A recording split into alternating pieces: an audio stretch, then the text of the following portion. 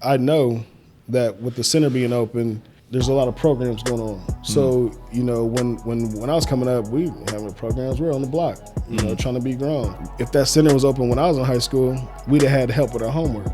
You know, I grew up in my grandmother's household. She had an 8th grade education. She couldn't do my math work when I didn't, you know what I mean? So if that center was open, I would be able to go to the center and get some help with my homework. If that center was open, I'd be able to go to the center. Can somebody pay for my ACTs? We feed kids every morning. We feed kids at lunch that miss school. We feed kids dinner at the center. They didn't have that when I was there. We were hungry. So when you're hungry, you end up doing stuff you shouldn't be doing to take care of yourself. You know what I mean? So yeah, man, that center changed a lot of lives, and you could tell the difference from who knows what happened to them and how many people went off to prison at the age of 18, 19 years old to now. How many kids going to college, how many kids going to military, trade school. You see a big difference. The new Local Legends Podcast. Real small town success stories. You have quite the lineups.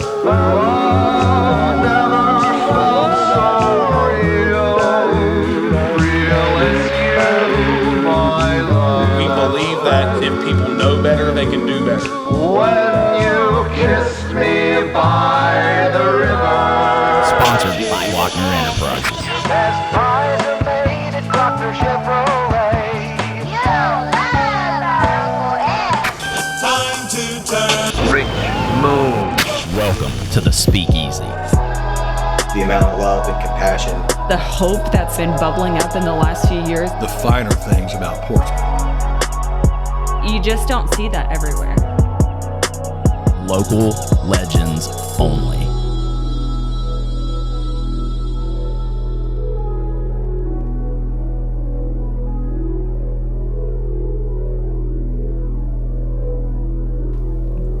Welcome back to the Local Legends Podcast. This is episode number 46, and I'm in the Glockner Speakeasy with Drew Carter. Thanks for joining me, my man. Hey, thanks for having me. Of course, bro. Maybe just start by introducing yourself and what you do.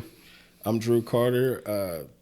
Before we get started, pull your mic up to you a little bit more, bro. Gotcha. It's just like the closer it gets to you, Mic check one. the sexier you sound. All right, you know what I I'm saying? appreciate it. That's what's up.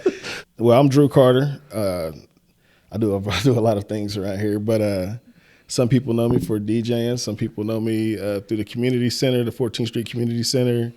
I'm the board president there. I'm also a co-founder of Watch Me Grow Ohio, co-founder of Trillium Project. I'm the founder of the Portsmouth Block Party and the founder of the Future American Men Leadership and Development Program. Yeah, man, and you're listing a lot of stuff that I want to dig into, but I feel like a big connection between all of them is just how hyper local all of it is. Like your investment is in this community specifically, and I think that's really valuable to tie all those things together like that. Maybe just start by giving us some more background about yourself, man. I mean, how'd you grow up? Where'd you go to school? I know we're both like Shawnee State alumni, and that's one of my favorite topics, so just chop it up. Go Bears, go Bears. Yeah, man. I'm from Portsmouth. I was born in Portsmouth, spent time away as a kid in North Carolina. Shout out to Greensboro, North Carolina. You know, my North Carolina family. Came back to Portsmouth in high school. I was a Trojan. You know, I grew up in the Farley Square, the North End area of Portsmouth. Also spent time on the East End. So I went to Wilson Elementary School before I left Portsmouth. Oh, really? And when I came back, I moved to the North End of Portsmouth. Yeah. That's what's up. Wilson didn't last much longer after that, did it? It was there for a few years afterwards, I believe. I just remember coming home and it was a big field. So, Right. you know, like, man, I guess like, that's the end of that. I'm gonna go check out my old elementary school, and it was gone. Yeah, Man, that's messed up. yeah. I was a Wilson Wildcat. Great memories. The little parachute game as a kid, but Portsmouth was an interesting place to live in those days. Like, so let's talk a little bit about your experience at Shawnee State, because I feel like that's valuable, especially for someone that goes there. There's maybe like a lot of misconceptions. I feel like, especially from a lot of kids that are here, it just is like viewed as a community college, or, you know, we're obviously not the biggest or things like that, but there's like a ton of merit over qualified people that work there. And I had like personally some of my most like enriching experiences going to Shawnee. What was your experience like, man? I always tell people Shawnee State University saved my life. Coming from where I come from, it wasn't always the best situation.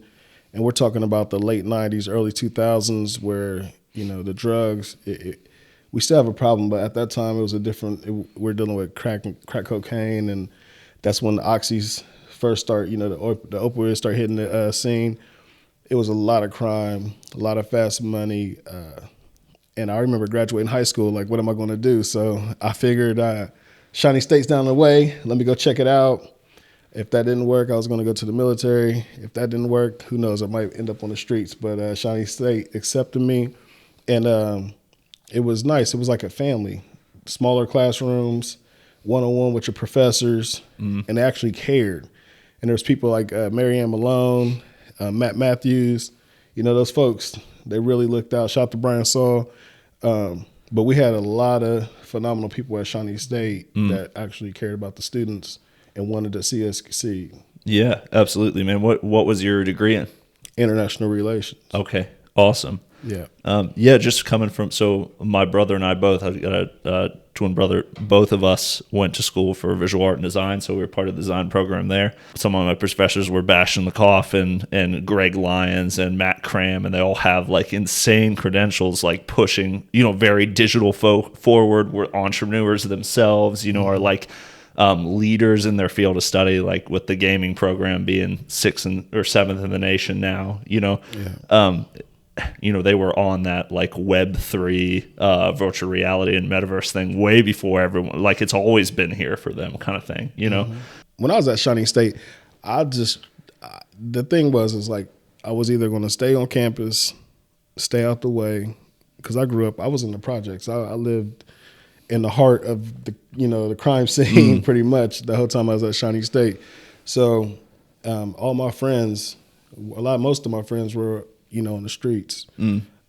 So I knew for me to stay out of trouble, I need to stay on campus. I need to be more involved. So, I joined the student programming board, student government. I was one of the students on the conduct committee, and I was the vice president of the International Forum, the president of Honda. Like, I always stay active. Yeah. Every time there was a chance to travel, to take classes at Yellowstone, sign me up, traveling abroad, like I tried to stay on campus and stay out the way. So it was like, it's like a different world when you're at Shawnee State. It is. A lot of people, locals, they're like, they want to move away from here. And that's, I understand that, but, everyone can afford it, And then when you look at the housing at Shawnee State, it's really nice compared to most universities. Yeah. So I love Shawnee.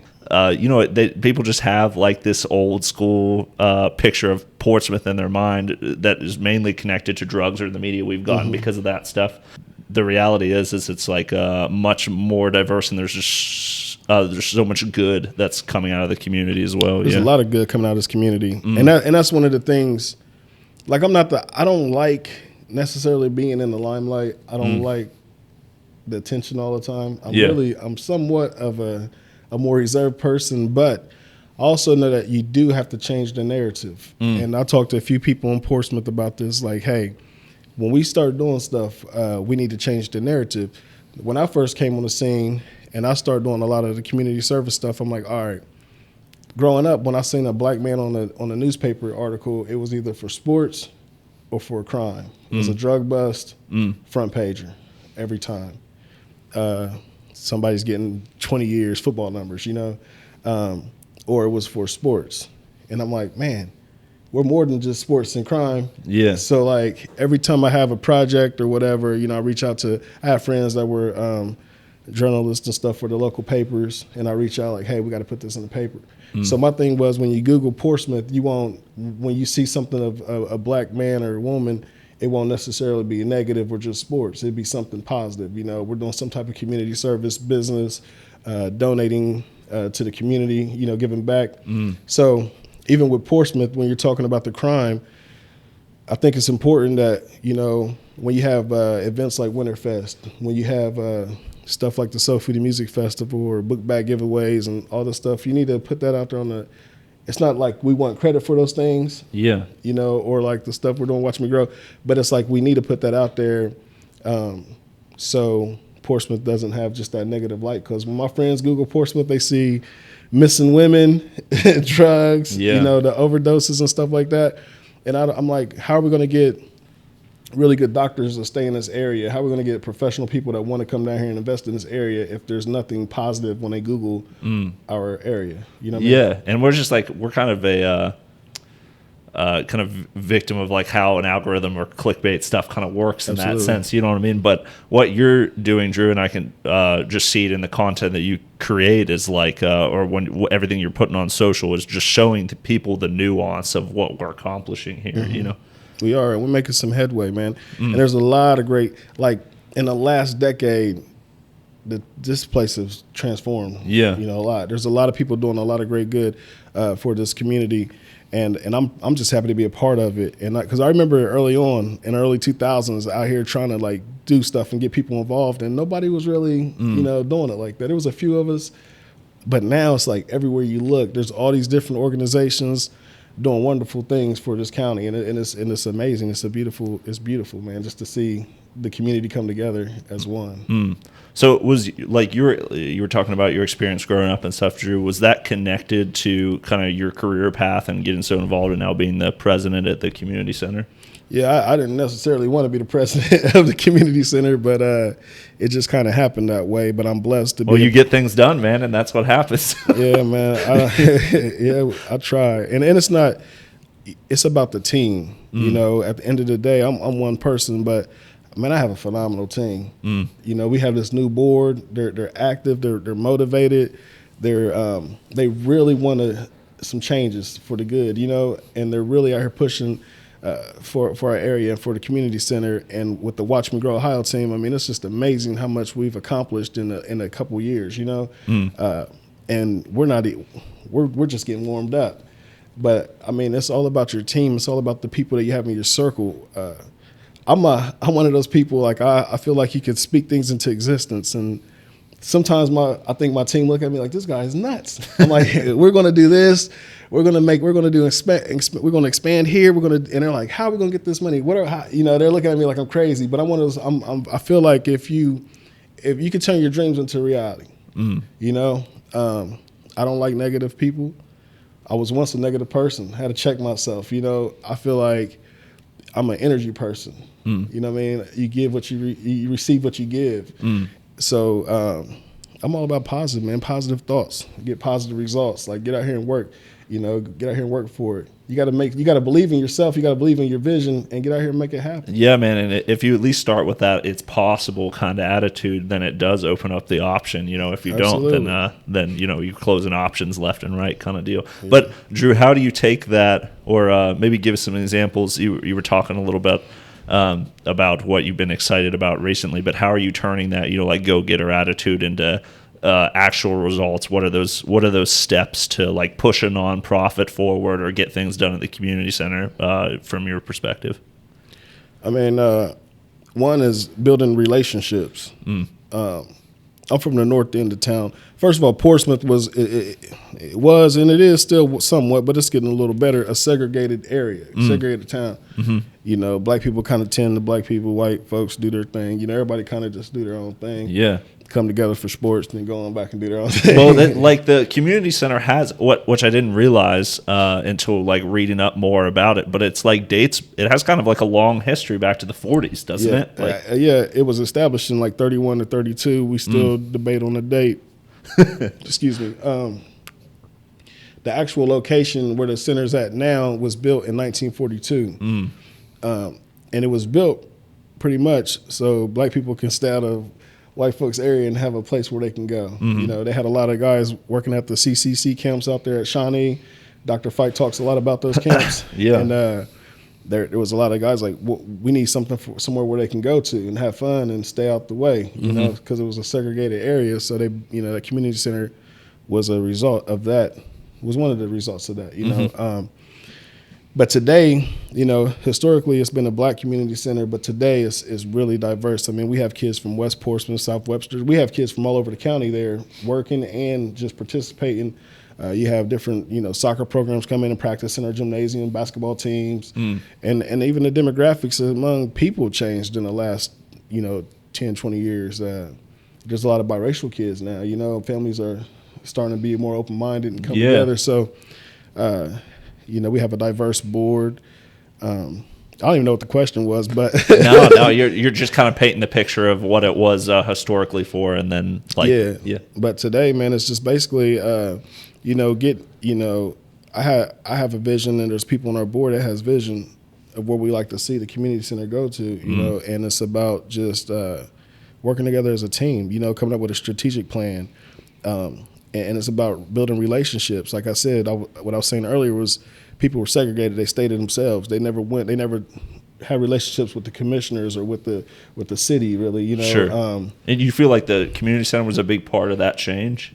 Yeah, I feel like, yes, and I feel like there was individuals within the organization that was a big part that helped, you know, that change.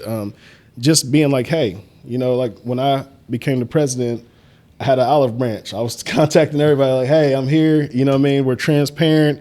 Anything you need to see, this is what it is, you know. Here's our financial report. There's nothing, we're not hiding anything over here. Because I think sometimes, you know, people, it'd be the same people on the boards for 20 years and they kind of get content and, you know, get stuck in their ways. And like I said, back in those days, a lot of things were segregated. So people just kind of did their own thing and nobody really knew what was happening at the community center if you're not from within that radius, you know, that community. Yeah. So I think with the new board and with social media, we're able to be like, hey, this is who we are. This is what we're doing. And we're open for business. Come and talk to us. You know, you're welcome here anytime you want. And it was just about relationships, calling people, talking to people, meeting people for lunch and inviting them over and let them know what you got going on. And then when people know that you got something going on and you're being productive and you're actually having a positive outcome, they're willing to help. Yeah, for sure. Yeah. So president of the community center now, how long had you been involved with the organization? And then like at what point, like how long have you been president at this point? I've been involved with the center since I was a kid.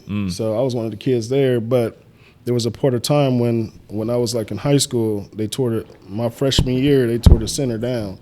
And it it didn't get rebuilt until 2006. So that really hurt the community. Yeah. You know? And Was the facility just failing or like it was time? it was a really old facility. It was the original facility. Like it was built in 42, but I think there was like minor updates. It was just old, you know, and it wasn't the facility we have today. But they tore it down. Mr. Ferguson, Dr. Valentine, those guys were able to raise enough money to build a new facility, the one which we have today. It's a really nice facility. And but I joined the board. I've been the president. I had 2 terms. I've been on the board for about 4 years now. Yeah. Almost, not even 4 years, like three years. So I've been the president for 2 of those. And it's just been a challenging experience, but I feel like we're doing a good job. Yeah. In your time there, was there like a single moment that, or like story, someone's personal life you got to see change that really like cemented what you're doing is valuable to you, you know? Yeah. When you see our kids graduating, when you see our kids going to college, going to the military, you know, because every once in a while you do things out here and you're like, man, am I really making a difference? Like, what am I doing with my life? You know? Well, it's like a slow process, Yeah, man. There's man. not like, especially when there's not, you know, you can't attach like a profit or a margin to everything, especially with the kind of community work, you know what I mean? So it can be. And I'm one of those people, I'm rapid. Like, we got to go. My brain is nonstop. It's just constantly working. I'm thinking of ideas. I'm thinking of like, we need to do this, we need to do that. And everybody's like, slow down. And I'm just like, I don't have that type of time. We need to move. Yeah. So that could be discouraging for me sometimes because I'm always like, let's go. Let's get this thing moving. Let's, you know, and then you have your team is like, you got to slow down a little bit. So you get those moments where you're like, man, is this even worth it? Like, am I even doing enough here? You know, especially I don't have any kids. So it's not like, it's like, you know, I don't have any kids, but I have a ton of kids, you know? Yeah. I don't have any biological kids, but it feels good whenever, you know, you got those kids come up to you and they're like, man, you know, you saved my life, or you're able to give them a scholarship and you see them go off to school, go off to the military or trade school. And then you see them, you know, now some of those kids have kids and you're like, That's my mind guy. That's my blowing, guy dude. right there. Yeah. You know what I mean? Like you're so proud of him because it's so easy for a lot of our youth to go down the wrong path, and a lot of them had challenging home life situations. You know what I mean? So a lot of these kids aren't coming from the best homes, but just to see some of them evolve into really good citizens, it's like, man, really good men and women. Yeah. It's amazing, and it's a wonderful thing, and it makes you feel like I got to keep doing this. I got to keep moving. Yeah, that's kind of like a cool focal point there, Drew, is like when you know someone that you're working with at the center, one of these kids that looks up to you is like having these challenges at home. Like, how do you meet their needs and help them kind of reach goals when there's like an opposing force almost? A lot. Like, for instance, I started a program, the Future American Men Leadership and Development Program, and I teamed up with Juvenile Courts and Department of Youth Services. So I work with a lot of the males 12 to 17 that are, on probation. And we got other kids out of the community that's not on probation. They attend our program. But I share my story. Where I come from, it wasn't the best upbringing ever. I dealt with family members on drugs and all that foolishness. But it's about consistency. It's about, not only holding them accountable. I got to check myself at times, and be able to look myself in the mirror. But a lot of times you can preach something, but you have to show them that you're going to be there. You got to show them that you're not going to put up with their BS. You're going to check them when they need to be checked. I also tell those kids that, I love you and I appreciate you and I respect you. It's about respect. So, that's how I go about business with some of these kids. I don't even know what the question was. I forgot. No, you answered it perfectly, dude. Yeah, it's like when you're doing this work in the community center and you're meeting like a lot of kids that are in challenging situations. Yeah, man. It's about encouraging them and just showing them support and a lot. I thought about this recently. I was like, I've never, as a kid growing up, I've never been embraced by a man and said I love you by a man. Like, I never had a man tell me, I love you, give you a hug, or never. Yeah. You know what I mean? So a lot of these kids don't have their fathers. And that means that's deep when you think about it. You know what I mean? Yeah. Just never had a man tell me, I love you, or I'm proud of you. And it sets a whole different premise for like how you view life. Yeah. And so I tell my kids, man, I see them, they get on my nerves sometimes, but I tell them, man, I love y'all and I respect you, but you have to respect yourself and you have to love yourself, and that's one of the things I'm big on is like, man, regardless of what you're going through right now in life, you got to love yourself. And it's not always your fault, but you can't make excuses for failure. You got to make excuses to win, to succeed. And I preach that to our kids and I challenge them. And I hold them accountable when they're slipping. I tell parents, call me anytime. I got sometimes parents call me at midnight. I'm like, oh man, I'm tired, but I know. It's like, don't make me get Drew on the phone right now. but they know, that I love them, but they also know that I'm gonna check them when they need to be checked. Yeah. And it's just it's a respect, man. That's all it is, man. Dude, for me, like looking at the content, some of the stuff you put out on social, like one of the things that caught my attention immediately was the stuff you were doing with Watch Me Grow, Ohio. I mean, that's like just strengthening that self-reliance here locally is insane. And like we saw the value of that, especially during the pandemic, which is just like while these other massive supply chains are really having trouble like getting simple things like a t-shirt, you know what I mean? Like local has proved to be so much more valuable. Yeah. Watch Me Grow Ohio. It originally started off with, I was on YouTube and I'm, how random stuff just pop up on your YouTube and I click. YouTube University is crazy. You learn everything. YouTube University and Google College, baby. You know what I mean? So I was like, I saw a guy and a very controversial figure, but he was talking about the importance of land and black ownership. And I never heard anybody talk like this. And that was Minister Louis Farrakhan. And so I'm listening to him. And sometimes I listen to everybody. You got to get past some people's rhetoric and you just got to listen to what's the message. You know what I mean? Yeah.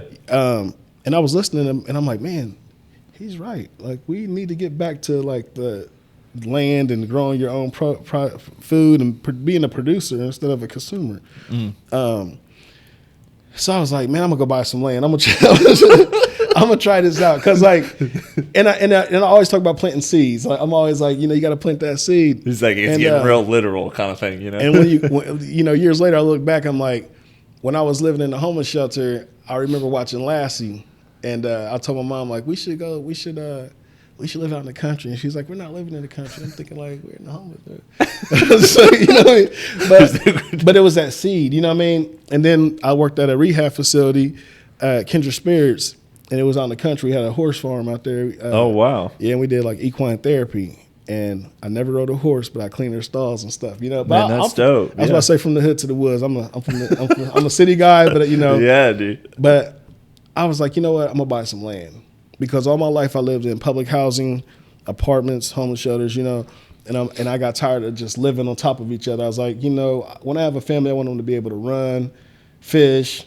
And I'm always thinking, and I'm one of those weird people. I was thinking, like, what if all the stores just stopped selling food? Like, would I know what to do if there was a civil war? That almost became reality. Facts. Like, it's crazy. Yeah. So when I was looking for a home, I was like, I need at least 10 acres. I want a pond. I was like naming all this stuff, and I want some wood as well. And so I found a place, and I bought it. And then I'm like, all right, I'm gonna get some animals. What'd you get first? I started off with some chickens, I believe. Or no, I had my goat first. I think I had my goat. I had dope. Yeah. I had a little pygmy goat, you know what I mean? And then I got some chickens. But I was like, do goats really eat everything? Is everything, that poison really? ivy, everything, dude. Like, man, they eat everything. So I had one goat and I had some chickens. I had my dog. I had a German Sherman, Great Dane. But I was like, I'm gonna have a little program out here, and I'm gonna teach these kids about how to work with these animals. But this is like a couple years later. So by that time, I had alpacas, goats, sheep. I had a donkey. You know what I'm saying? I got all these animals, and then I had these kids come out. So I talked to Marsha Harris.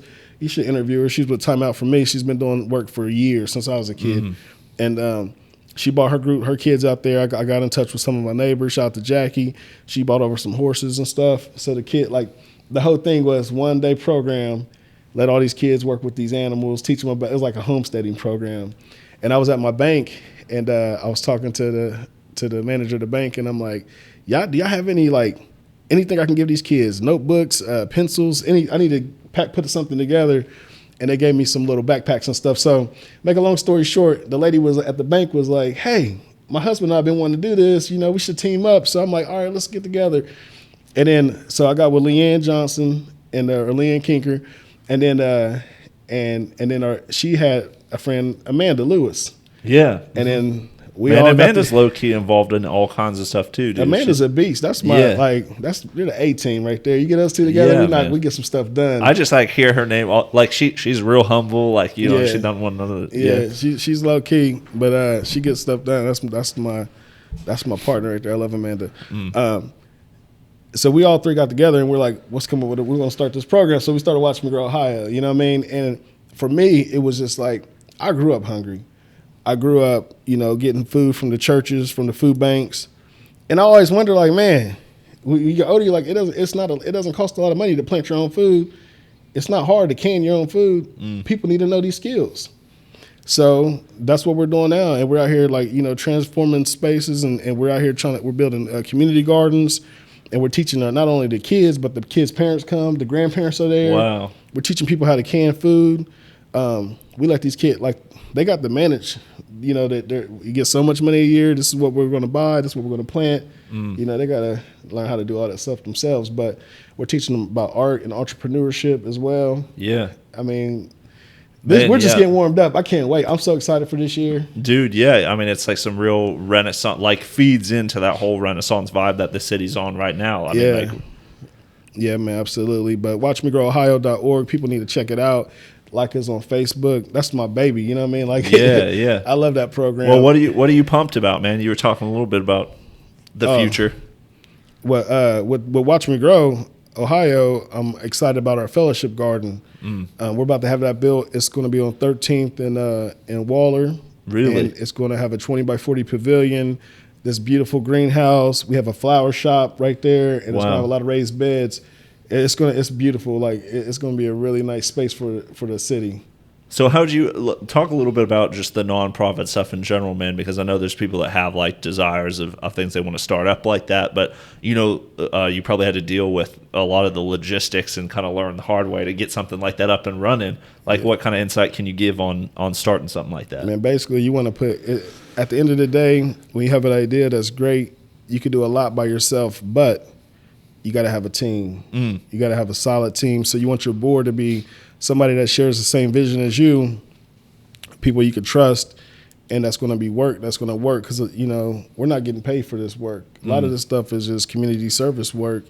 And so you got to get people that's on the same page, that's willing to put in those hours, and you got to put together a nice team. So you're going to have a board. You want to make sure that your paperwork is always right, get you an accountant, get you QuickBooks or something to make sure that everything is in order. So you can always produce a financial report when needed. I'm one of those people. I'm transparent, baby. Like, hey, we're legit on everything we do, and you want to be transparent. You want your sponsors, you want your donors, you want your community to know what's going on and trust you. You know? So you need to communicate, but you want to make sure that your social media platform is on point, and you also want to make sure that you have a website and a professional website. Yeah, man. I mean, and that's why, like, when I'm like coaching myself up on what y'all been doing, like, that was an easy point of access. Like, you easily brought into your world, looking all the gallery y'all had set up and everything. You get a real good idea of like the impact you're having on these kids immediately. And that's another thing. Like, people, you hear people always debate. You shouldn't take pictures of everything you do for the community. And I understand what they're saying, but when you're an organization, when you're a business, you got to be able to show people this is what we're doing. If I go to you as a business or as a person, a donor, and you're like, what do you do? And you don't see any images, you don't see any video, you don't see anything. Dude, that's what listen, like, people don't understand that, like, the perception right now is if you don't have an Instagram or a Facebook or you don't have a website, like, is this place even open? Yeah, you don't even exist. Exactly. Yeah. Real. Like, that online, offline connection is super powerful, especially local, especially local. And it's all about your character, man. So you got to have you want to make sure that your name ring bells, but you want to make sure that your name, when people say it, is positive. You want people to, when they talk about you when you're gone, that it's positive. And I try to be good at everybody. Like, you're not going to be everybody's cup of tea, And sometimes I'm to the point. I'm blunt, but I'm real. You know what you're going to get with me. Yeah. I'm not going to change up who I am because I'm around whoever. This is Drew. This is what you're going to get. It is what it is. But when you know that you're fair. And you mean well. You don't mean any harm to anyone. And you're just being cool. You just know what you do, and you're trying to be professional as much as you can. And man, people will work with you. So it's all about you want to make sure you have a good reputation. You want to make sure your organization has a great reputation. But if you're going to start a nonprofit, get a great team. But make sure your team has your vision. You want to make sure you have solid bylaws. Like, when I came into the community center, it was one of those things where it started, it was built in the 40s in that location, and it's like tribal knowledge. Yeah. The bylaws at the time. Like, everything was passed down by osmosis. Down. Yes.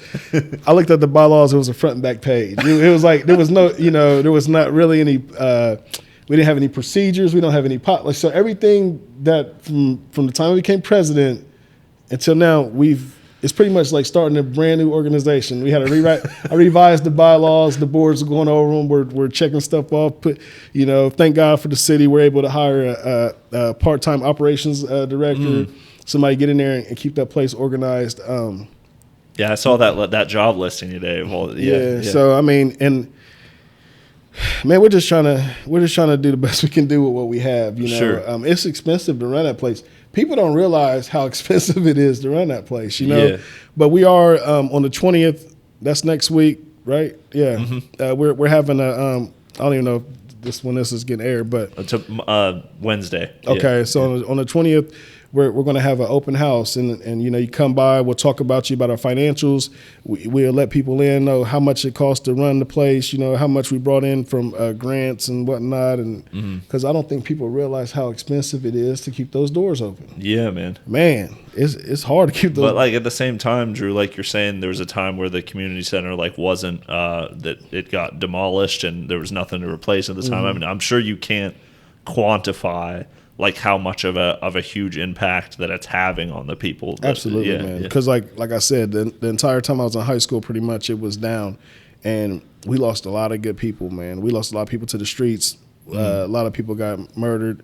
A lot of kids, a lot of guys I grew up with now have records. They have that number behind their name. They have those felonies. But the crime and right there in that area was high at the time when that center was gone.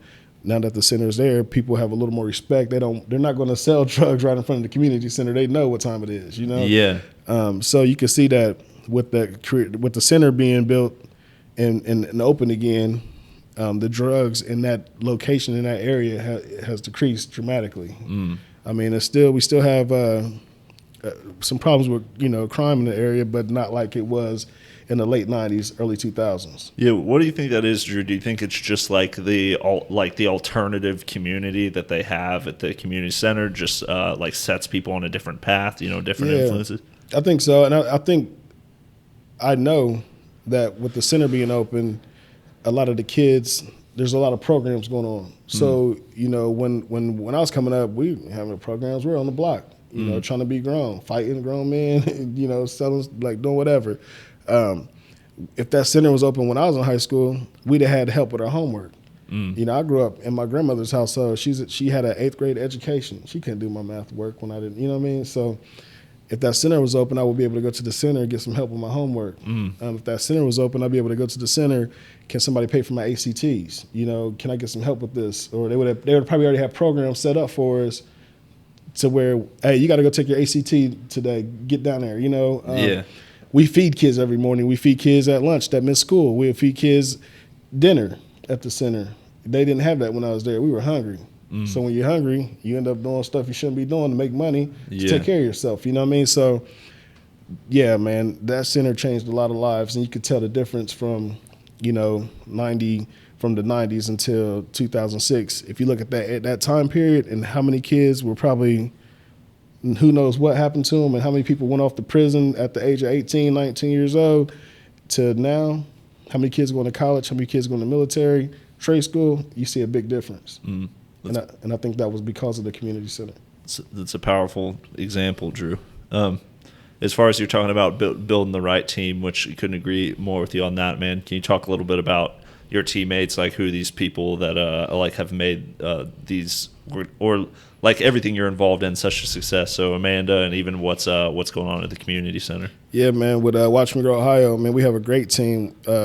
We have Amanda Lewis, we got Leanne Kinker, we got Mark Anthony out of Ironton, we got Edwin Martell. We have some solid people over there helping us out.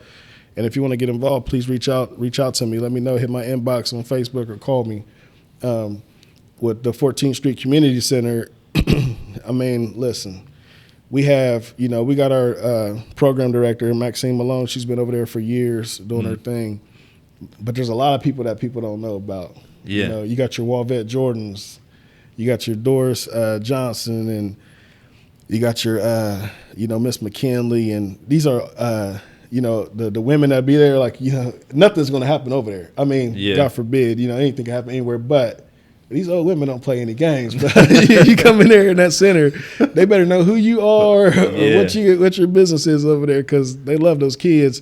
They're strict, but they love those kids. And we have people over there all the time cooking for folks and making sure that the kids go home. Miss Mary Malone, not Miss Mary Malone, but Miss Mary Nelson, cooking for those kids daily, making sure that they have food on the weekends.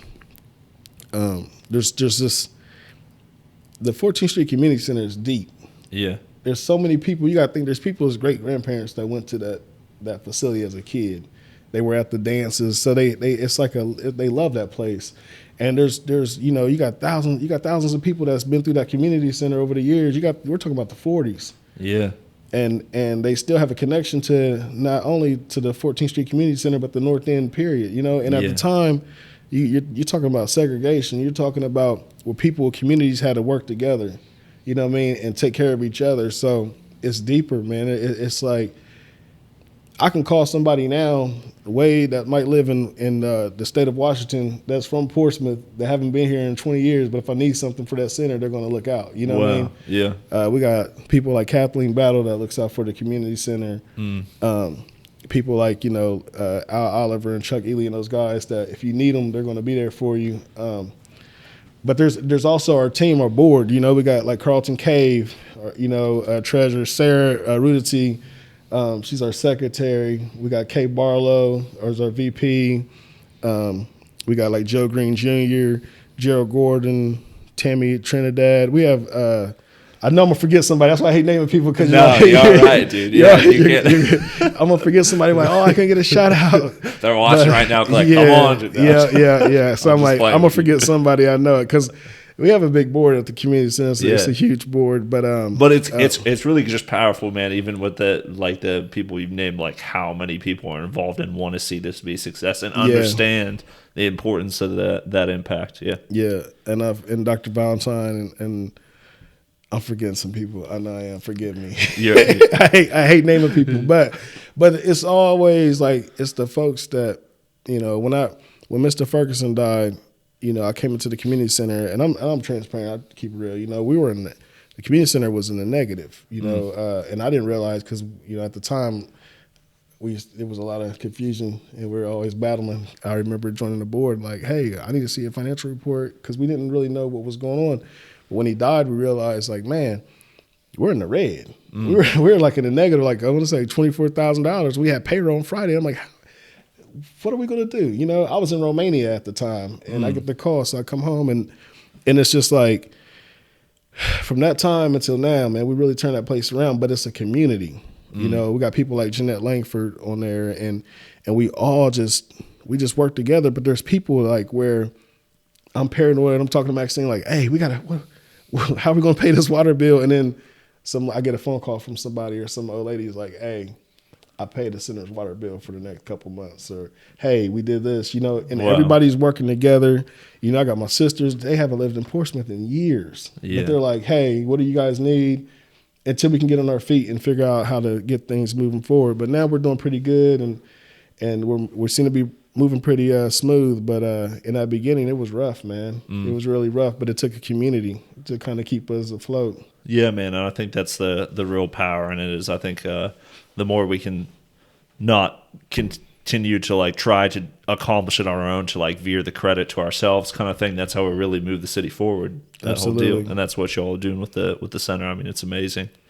Yeah, you were saying, you know, to contact you, obviously, Drew, but can you say anything about like how listeners can get involved if they feel inclined? I mean, yeah, if you want to get involved, man, if you're on social media, if you're on Facebook, Instagram, you know, follow the 14th Street Community Center or Watch Me Grow Ohio or Drew Carter 740 on all platforms and just reach out to us and let me know what you'd like to get involved with. I'd like to also say we're going to have the Portsmouth Block Party this year. Oh, right on. You know, and that's free. Everything is free at the Portsmouth Block Party as far as like entertainment, games, and food. So we do need help. It costs money. And in the past, I came out of pocket a lot, you know, and with the help of some friends and a couple businesses. But, you know, if you like to contribute or be a part of it, please reach out, let us know. We usually let vendors set up for free down there. And, you know, but we need help. So, hey, let us know. Reach out. Yeah, awesome, Drew. Well, I'm excited about everything you got going on, man. You're sharing some powerful stories, and I know you have an unquantifiable impact in the community. So appreciate you talking to us about it. I appreciate you having me, man. Of course, man. Thanks for listening, everybody.